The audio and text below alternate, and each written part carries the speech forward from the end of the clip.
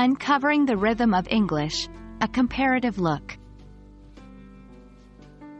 Hello, language explorers. Today's video is all about rhythm and intonation in English compared to other languages.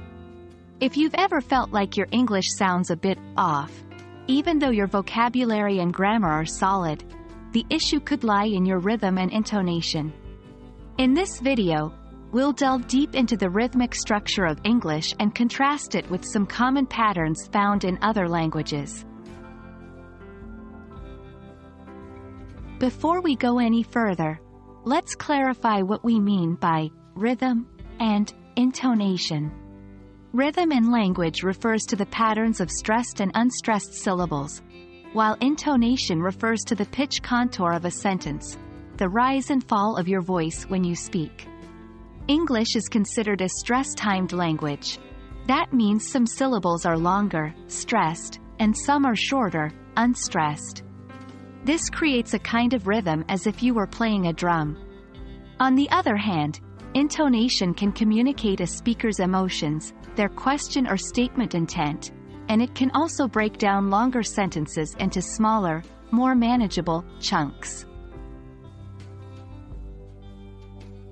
Now, let's examine how English rhythm and intonation may differ from other languages.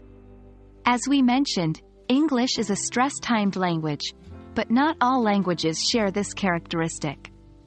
Languages like French or Spanish, for example, are syllable-timed, meaning that each syllable has approximately the same duration, irrespective of stress.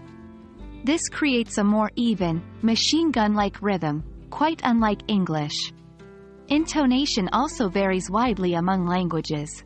For instance, in Mandarin Chinese, pitch changes can completely alter the meaning of a word, making it a tonal language. English, however, uses intonation more for expressing emotion or questioning rather than changing word meanings. How do we go about getting that natural English rhythm and intonation, then? Well, one useful technique is listening and repeating.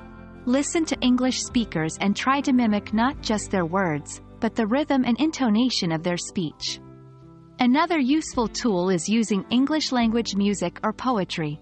These often have very distinct rhythms and can be a fun way to practice. Remember, it's not just about the words you say, but also how you say them. That's it for today's exploration into the world of English rhythm and intonation.